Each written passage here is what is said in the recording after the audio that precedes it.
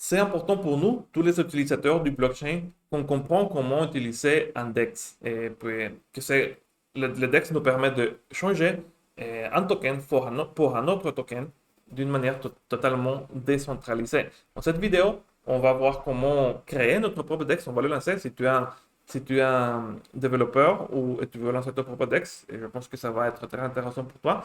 Ou si tu es comme moi, un utilisateur du blockchain et tu veux comprendre comment ça marche tout, je pense que c'est très important aussi.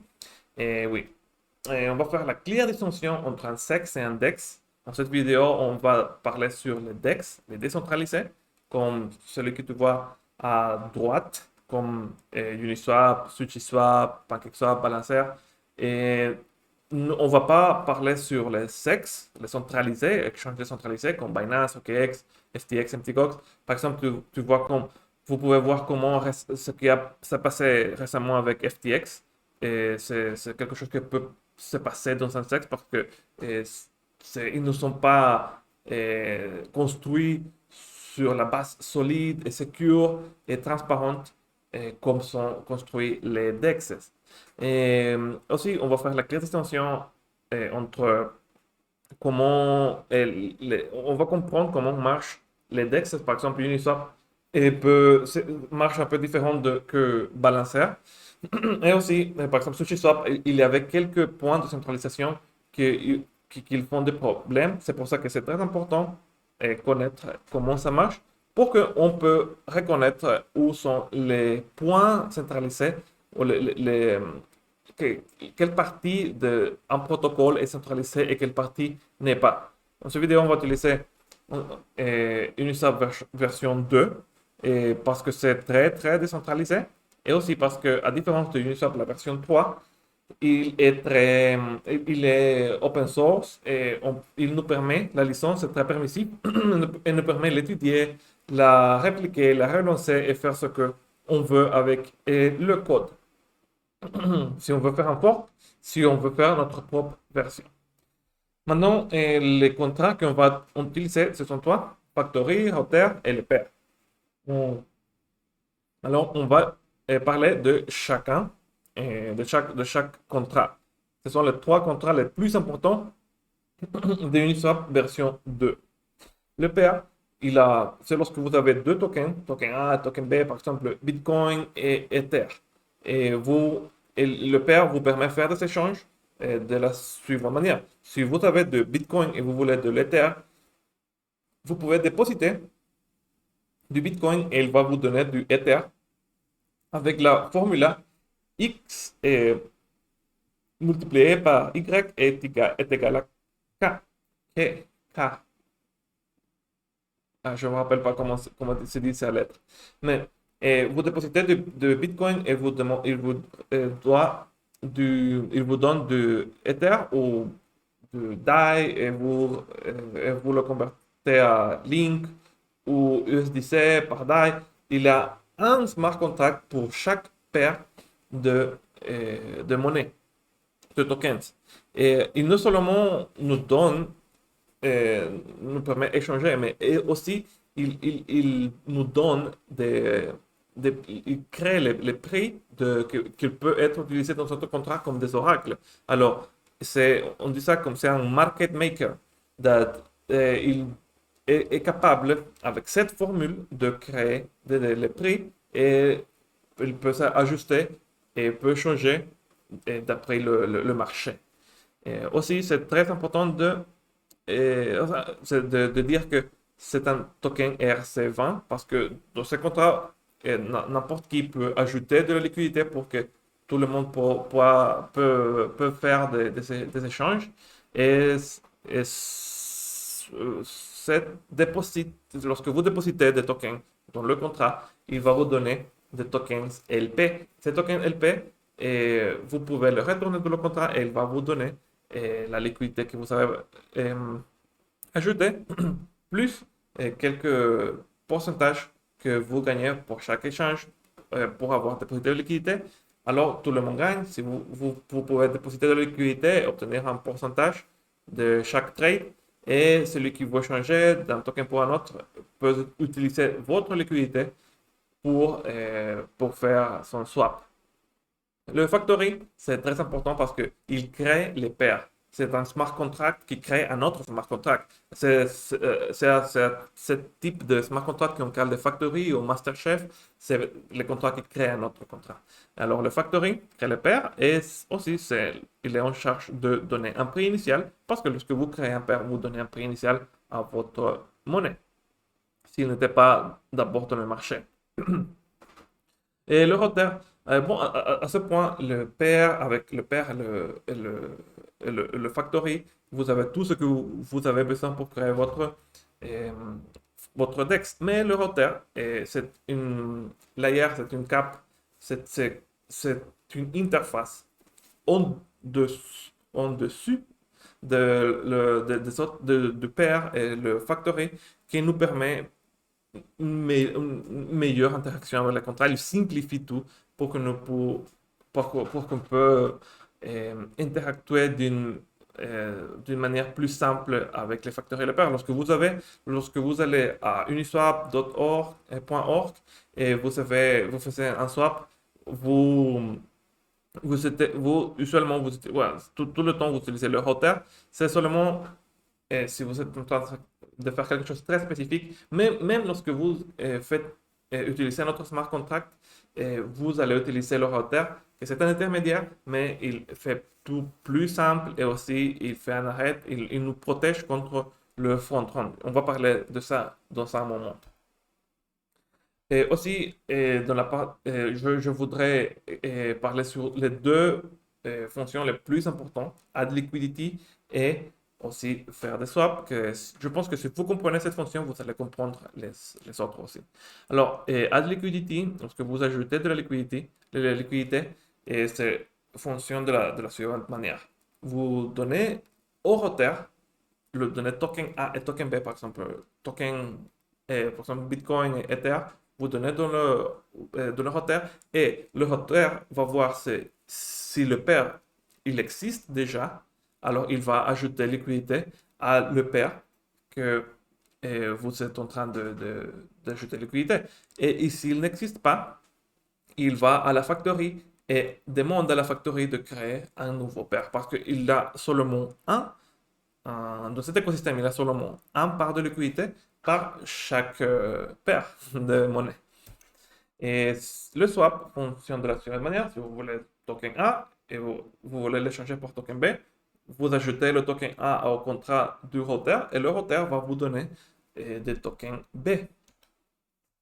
Et je veux parler un peu plus sur ces fonctions, spécialement de quelques paramètres qui sont un peu difficiles de comprendre. Et je vais essayer maintenant de l'expliquer de la manière la plus simple. Alors, amount in, c'est la quantité de tokens que vous ajoutez dans le smart contract. Amount out min, c'est la quantité, le minimum que vous voulez recevoir de token B. C'est parce que le marché peut changer de lorsque vous avez envoyé la transaction à lorsqu'elle est approuvée dans la blockchain. On va parler de ça dans un moment.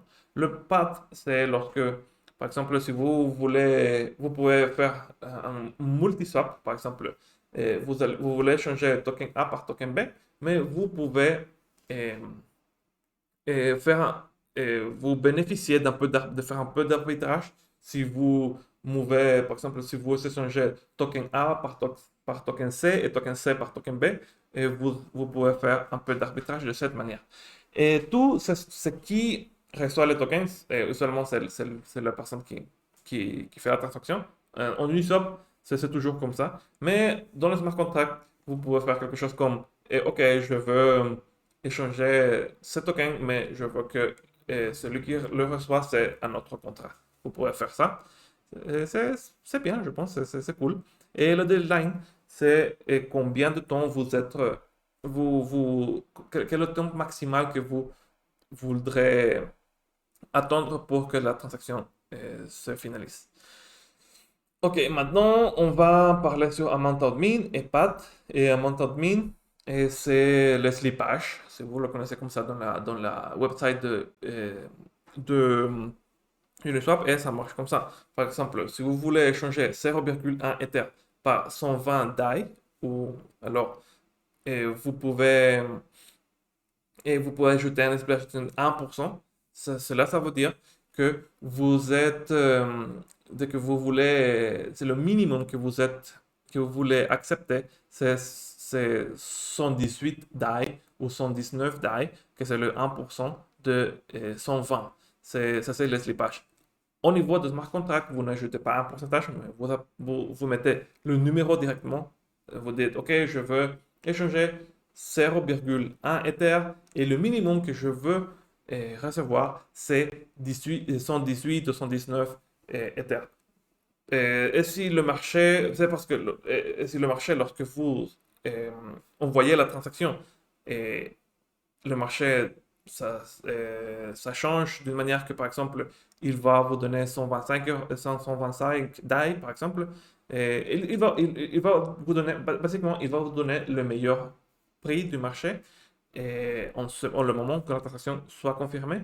Mais vous devez mettre quel est le minimum euh, que vous voulez accepter. Et le path, aussi le routing, c'est euh, si vous, c'est être bénéficié par des opportunités de arbitrage. Lorsque vous, par exemple, si vous voulez faire un échange de token A par token B, soit il n'y a pas un paire de liquidité token A, token B, ou il y a une opportunité d'arbitrage, vous pouvez le faire ça avec le routing de token A, token C, token B, mais faites attention que cette routing se fait off-chain, c'est-à-dire celui-ci, le smart contract est capable de faire le path, mais pas de calculer le meilleur prix. Ça, ce n'est pas dans le smart contract, ça se fait off-chain. Dans ce cas, dans uniswap.org, c'est celui qui est capable de chercher par ces opportunités d'arbitrage. Mais ce n'est pas en solidité, c'est dans le serveur centralisé de Uniswap. Ok, alors on va commencer avec la partie pratique. On va lancer les contrats de la factory et le router en Goerli testnet. Et aussi, on va lancer deux tokens d'exemple et on va construire un front-end basique d'HTML et JavaScript vanille. Et on va faire un swap. Et oui, alors on commence. Comme la plupart des vidéos, je vous laisse un blog post dans la description où vous pouvez faire ce que je fais de la même manière. Alors, oui, on commence. Vous devez avoir un peu de Goerli Ether dans votre MetaMask, comme ça, Goerli en testnet. Et aussi, si vous voulez continuer si vous voulez faire cette vidéo jusqu'à la fin, vous aurez besoin aussi de Node.js. Et oui, si vous voulez faire le front-end à la fin. Alors on commence et on va lancer le factory d'abord. Alors je vais copier tout le code ici. Rappelez-vous qu'on va lancer que la factory et que le router parce que ici j'avais quelques exemples. Et je vais les éliminer.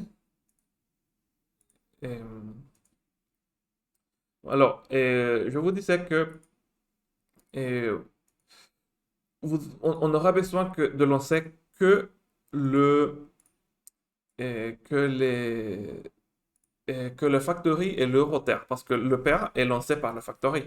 Alors, on va commencer par lancer, on va créer ici un nouveau fichier et on va le appeler factory, factory.sol.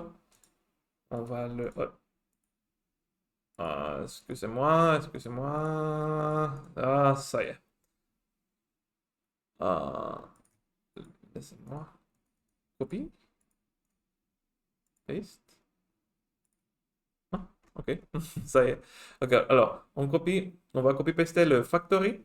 Et maintenant, ici, dans la partie de, de, de compilateur, on va sélectionner la version 0516, que c'est la version de... euh, que c'est la version du factory. Ok, alors, et maintenant, on va le lancer. On va sélectionner ici MetaMask. Et sélectionner ici Goerli Testnet. ici. Vous devez être ici. Et puis, on va lancer le contrat de la factory. Et on a le fee setter. Et qu'est-ce que c'est le fee setter? C'est... euh, je vais mettre mon adresse. Et le fee setter, c'est celui qui peut changer le fee de chaque transaction. En ce moment, c'est 0,3% en Uniswap, mais il peut être changé parce que ouais, le fee setter, c'est celui qui peut le changer. En ce cas, c'est moi, c'est quelque chose de très centralisé. Mais ce qu'il a fait, c'est Uniswap, c'est qu'il a mis un multisig et après, est devenu une DAO. Alors, si vous avez le token uni, vous pouvez voter pour changer cette transaction, cette commission. Que c'est très, très bien, très cool. Bon, alors maintenant, on va lancer le rotor. Et le rotor, c'est c'est un peu... si vous, ici, je vais lancer deux contrats de rotor. En Uniswap, on fait qu'un contrat, que c'est le rotor, mais ici, moi, j'ai deux contrats. Ici, c'est le rotor liquidity. Alors, c'est le premier contrat. Et l'autre, c'est le rotor swaps. Moi, j'ai séparé le contrat liquidity et le rotor swap. Pourquoi est-ce que j'ai fait ça? Et c'est parce que, regardez, je vais mettre le 066. Oh, rotor liquidity 066. Je ne sais pas qu'est-ce qui se passe ici. Alors, j'ai la version 066 compilé. Je pense, je l'ai copié. Je ne l'ai pas bien copié. Une autre fois. Ça y est. Alors, je vous disais, bon, d'abord, on va lancer ici, on a besoin de le factory et de wrap-it, et c'est ici. Je vous l'ai dit en Go Early, et si vous êtes en train de lancer en mainnet, ça c'est le wrap-it en mainnet. Et ça c'est le token native. Alors, si vous êtes en train de lancer en Binance Smart Chain, par exemple, vous aurez besoin de BNB, wrap BNB, etc. Alors, on transacte. Et oui, alors je vous disais, j'ai lancé le token, j'ai lancé deux smart contracts en lieu de un parce que lorsque une swap a été lancée il y a très très longtemps, les contrats peuvent être plus grands. Alors qu'est-ce que ça veut dire? Si vous voulez lancer Uniswap tel comme il est lancé, lorsqu'il a été lancé en version 2, vous ne pouvez pas le lancer de la même manière maintenant parce que la, le, euh, la quantité, le smart contract, le plus grand smart contract que vous pouvez lancer maintenant sont plus petits.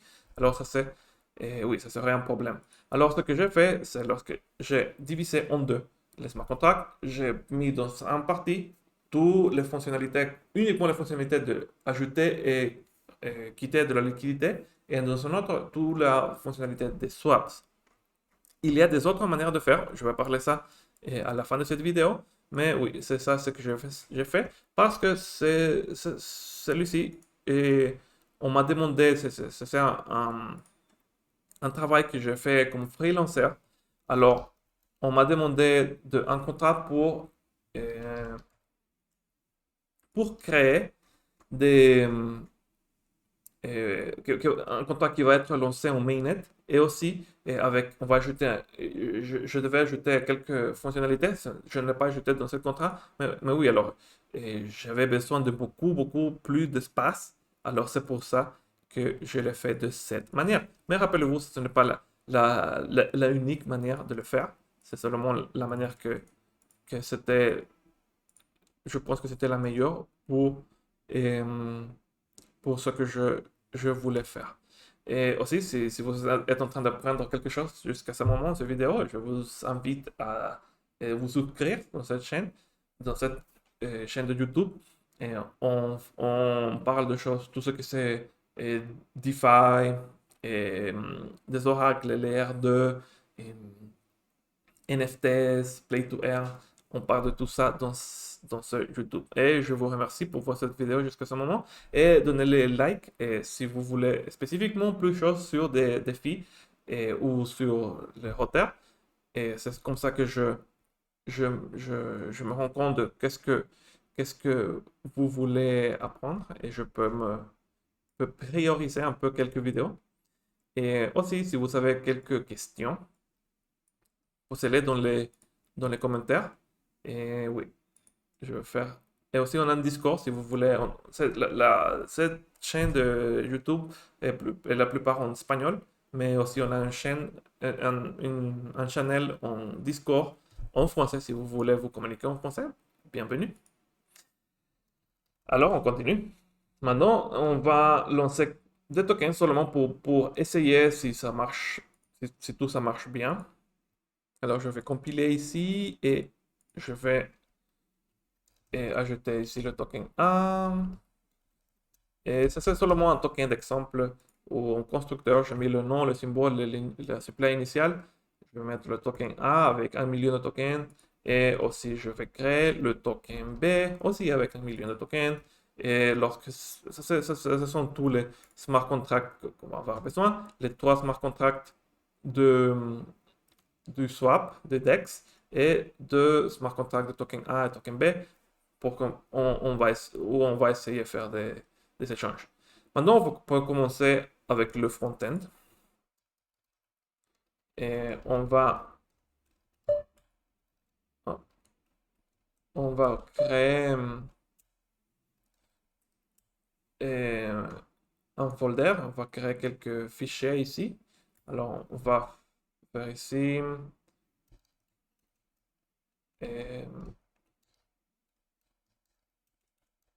le folder JSON-ABI. On va faire cette structure ici. Et qu'est-ce que sont les JSON-ABI? Les JSON-ABI, c'est lorsque vous avez votre smart contract habite dans le network décentralisé de Ethereum ou n'importe quelle blockchain. Et depuis votre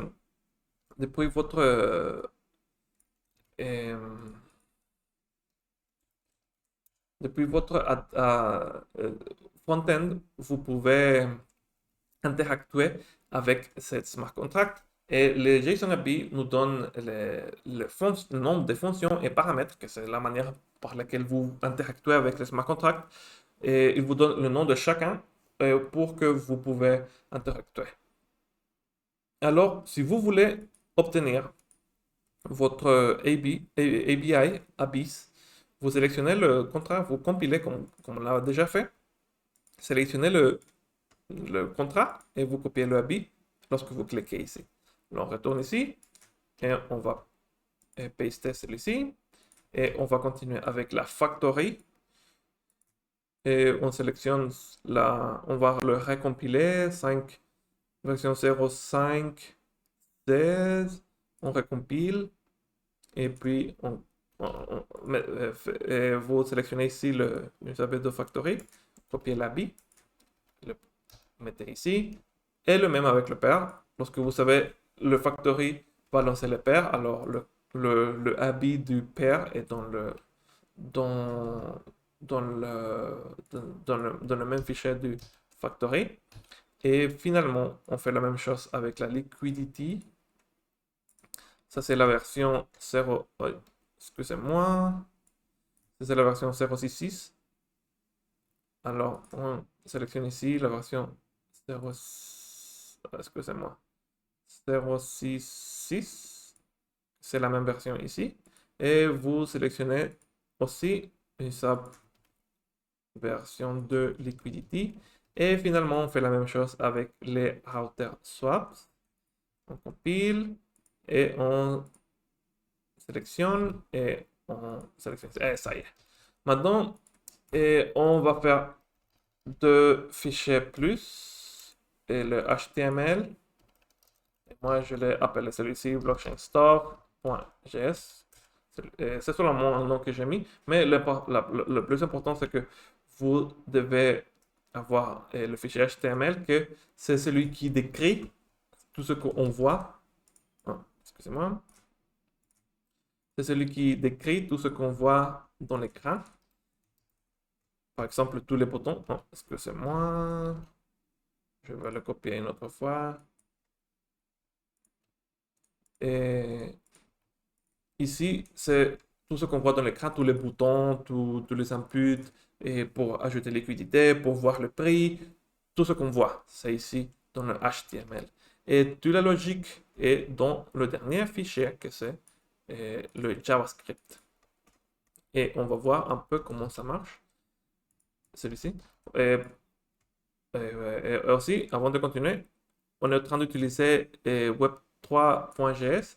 On est en train d'utiliser un CDN, mais je vous recommande de ne le pas faire comme ça. Je vous recommande pour sécurité de le télécharger dans votre serveur ou ouais, dans votre serveur et dans un lieu où vous pouvez contrôler parce que oui, c'est un peu c'est important. Ok, alors pour le blockchain stuff, le seul change qu'on va faire, c'est ici. On va ajouter les adresses. Ici, la factory, et le router, liquidity, le router swap, le token A, token B. Ça y est. Et regardez qu'on est en train d'utiliser le network numéro 5, que c'est Goerli. Si vous êtes en train de faire ça, vous pouvez utiliser le network 1, c'est en mainnet, 5 consignes, je crois que c'est Binance. Mais oui, on est en train d'utiliser le 5 parce qu'on est en testnet de Goerli. Vous n'avez pas besoin d'ajouter le pair parce que celui-ci va être calculé ici, dans ce code. Et ce code, c'est très long, je ne vais pas l'expliquer tout, mais je vais vous expliquer tout le général parce que si vous voulez vous spécialiser en quelque chose, vous pouvez aller le voir. Et aussi, si vous voulez que je profondisse en quelques aspects de tout ça, laissez un commentaire ou si vous avez une question de n'importe quoi ici, vous pouvez aussi laisser une question dans les commentaires ou dans le Discord. Et ok, alors tout ce que j'ai sélectionné, c'est la initialisation. Alors, on doit initialiser les MetaMask, on doit initialiser les contrats, et lorsque tout est fini, on va appeler deux callbacks. Le callback de l'initialisation des contrats et le callback de l'initialisation du wallet de, oui, du wallet. On le fait ça, comme ça parce que c'est une meilleure expérience pour l'utilisateur. C'est parce que lorsque vous arrivez dans le website, vous ne voulez pas voir un pop-up de MetaMask. Et lorsque vous entrez, vous voulez attendre, vous voulez voir de quoi s'agit le website. Et si vous voulez, vous pouvez connecter votre MetaMask. Et oui. Et alors, en ce cas, lorsque vous commencez, vous pouvez voir les prix des tokens. Et lorsque vous connectez votre wallet, vous pouvez voir votre balance, par exemple, parce que c'est votre wallet. Et là, c'est comme ça qu'on va la séparer. Mais en cette vidéo, on montre quelque chose de très simple. Si vous regardez, on est en train d'utiliser que du JavaScript, que du HTML. Si vous voulez lancer votre website, je vous ne recommande pas de le faire comme ça. Je vous recommande d'utiliser quelque chose plus de haut niveau, par exemple Vue.js, AngularJS ou React.js, parce que ça va être plus simple d'ajouter des meilleures fonctionnalités. Et oui. Mais en cette vidéo, on va le faire comme ça parce que c'est plus générique, c'est plus simple de l'expliquer, c'est moins de code. Et oui, c'est pour ça. Je pense que c'est une meilleure façon de comprendre tout cela. Ok, et pour finir ici, toutes les fonctions que vous avez besoin pour interagir avec Index, approve de token, ajouter liquidité et aussi faire des swaps. Tout ça, c'est l'interaction avec les smart contracts. Et c'est ça, celui-ci, c'est possible par comme je vous avais montré d'abord, la librairie web3.js. Et oui, ça y est. Et oui, ça y est. Alors, on peut l'essayer. Et pour l'essayer, je vous conseille de utiliser cette librairie. Alors, vous pouvez l'installer comme ça. Vous aurez besoin de Node.js. Mais si vous l'avez déjà installé, vous pouvez canceller celui-ci. Moi, je l'ai déjà installé, alors je n'ai pas besoin de ça. Vous devez attendre que ça finisse. Et vous allez pouvoir voir le DEX. Regardez, c'est très simple, mais il a toutes les fonctionnalités pour faire des transactions entre deux tokens. Token de liquidité, ici vous pouvez ajouter les liquidités et ici vous pouvez faire des swaps. Alors on va commencer par ajouter de la liquidité. Et je vais ajouter 1000 tokens 1, c'est-à-dire ici je vais changer un peu, mettre un peu plus de priorité parce que en train de faire cette vidéo, je vois que ça va être un peu plus rapide. Et pour faire la chose un peu plus intéressante, je vais ajouter 2000 tokens B. Alors, qu'est-ce que ça veut dire? On a ajouté 1000 tokens A et 2000 tokens B. Alors, c'est-à-dire que un token A est égal à 2 tokens B et un token B est égal à 0,5 token A. Alors, le token A, c'est plus fort que le token B. Alors, lorsque ça finisse, je vais ajouter liquidité ici. Ici, ce sont les approuves. Mais maintenant que c'est confirmé les deux, je vais ajouter liquidité. Et puis, en ce moment que la liquidité n'est pas ajoutée, regardez qu'ici, il dit qu'on ne peut pas faire le swap parce qu'il n'y a pas de liquidité. Alors, lorsque la liquidité a été ajoutée, on va pouvoir voir ici les prix des tokens. Alors, je vais chercher ici, seulement pour que vous pouvez voir. Tout ça, c'est dans le code. Vous pouvez aller voir comment on sait que la liquidité n'a été pas ajoutée. C'est parce qu'il n'y a pas un pair créé. Parce que le factory n'a toujours pas créé le compteur de paire de token A et token B. Maintenant, c'est créé. Alors, je vais refresher ici. Et vous pouvez voir, maintenant, il a un prix initial de token a été ajouté. Un token A est égal à 2 tokens B et un token B est égal à 0,5 token A. Maintenant, on va faire un swap. Je vais approuver et faire le swap de 100 tokens A. Alors, on va voir ici. Alors, on va échanger 100 tokens A par environ 200 tokens B. Alors, lorsque ça se... En ce moment, vous pouvez voir ici dans les assets. Ah, je vais ajouter les assets aussi. Et ici, par exemple, le token A, on va l'ajouter en MetaMask. Token A. Maintenant, si vous regardez, on a déjà envoyé 1000 tokens A à la liquidité.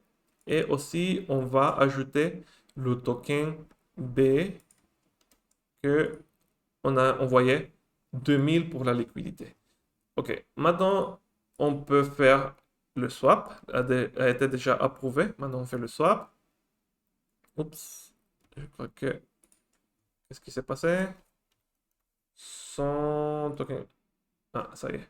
Je ne sais pas ce qui s'est passé, mais j'ai donné clic, mais il n'a pas marché à la première. Mais bon. Ok, maintenant, on va à la... On va... euh, Rappelez-vous, vous n'avez pas besoin de... Oups. Oh, je l'ai fait deux fois, alors je vais rejeter celui-ci. Et vous n'avez pas besoin de le faire comme ça. Je le fais comme ça parce que c'est pour que ce soit plus rapide dans cette vidéo. Mais oui. Alors maintenant, lorsque ça finisse et lorsque ça s'approuve, ici, on va quitter d'ici 100 tokens A et on va recevoir environ 200 tokens B. On doit attendre que ça se actualise. Ça y est. Alors, si vous regardez, maintenant, on a enlevé 100 tokens A et on a reçu environ 200 tokens B. Alors, évidemment, lorsque vous faites un échange par la fonction et x est multiplié par y est égal à k et k. Et, mais oui, alors, oui, alors c'est pour ça que le prix a changé, parce que lorsque vous avez fait l'échange, le prix a été impacté par l'échange. Et si vous regardez aussi, les prix ont changé. Maintenant, on a un token A n'est pas égal à 2 tokens B. et vice-versa aussi, vice-versa. Et aussi, c'est-à-dire que le token A, comme on a vendu, le valeur a été plus réduite et maintenant le token B, le valeur est plus fort. Et comme j'ai déjà mentionné, ce n'est pas la unique façon de le faire. Si vous voulez, par exemple, ne pas séparer le swap, parce que ici, regardez, on a fait un approve pour token A, un autre approve, un approve pour liquidité et un autre approve pour le swap, parce que ce sont deux contrats différents. Alors, vous pouvez le faire dans un seul contrat. Et si vous le lancez dans un network que ce n'est pas Ethereum Mainnet, qui est qui est, euh, où où le bloc sont plus grands et il peut accepter des contrats plus grands. Vous pouvez le faire comme ça. Et aussi, même en mainnet, vous pouvez le lancer comme le code original du Uniswap, mais vous aurez besoin de le comprimer. Vous pouvez le faire comme ça aussi et enlever quelques fonctions qui sont un peu plus redondantes. Il y a quelques fonctions ici et je l'ai essayé, ça a été possible. Et aussi, vous pouvez enlever les events que ce n'est pas nécessaire pour que le contrat marche. Pour que le contrat marche, vous pouvez les enlever. Mais, mais si vous voulez ajouter quelques fonctions extra, ça va être nécessaire de les séparer. Parce que, bon, alors, pour moi, c'est ce qui a marché le plus parce que on avait besoin d'ajouter quelques fonctions extra.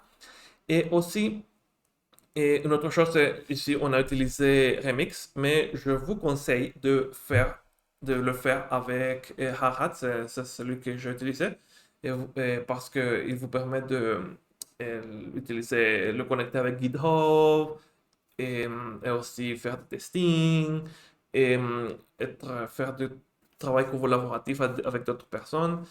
Et oui, c'est meilleur comme ça. Vous pouvez utiliser Harat ou Truffle ou Foundation. Et oui. Et aussi, aussi, une autre fois, je vous conseille d'utiliser pour le front-end Vue, ou React ou Angular. Et aussi, une autre option, c'est d'utiliser les front-end qui sont déjà lancés par des autres tokens. Par exemple, PancakeSwap a son front-end comme open source en GitHub. Vous pouvez le chercher et vous pouvez que modifier le front-end de PancakeSwap. Mais faites attention que si vous faites ça, Pancake, par exemple, ou n'importe quel autre DEX que vous allez trouver en GitHub, a aussi des autres, des autres fonctions que peut-être vous n'allez pas utiliser. Par exemple, ils ont la loterie ou des jeux que vous devrez enlever dans votre website. Et aussi que si le routing qu'ils font, ils sont connectés de quelque manière. Alors vous devrez soit faire votre propre routine pour faire le path euh, ou, euh, ou l'enlever du code. Et aussi, c'est meilleur si vous faites votre propre UI et peut-être chercher quelque chose comme améliorer ce que Uniswap a fait ou essayer quelque chose de différent pour que votre swap soit plus intéressant. Je ne sais pas, c'est à vous. Mais ça c'est tout pour aujourd'hui. Merci, au revoir.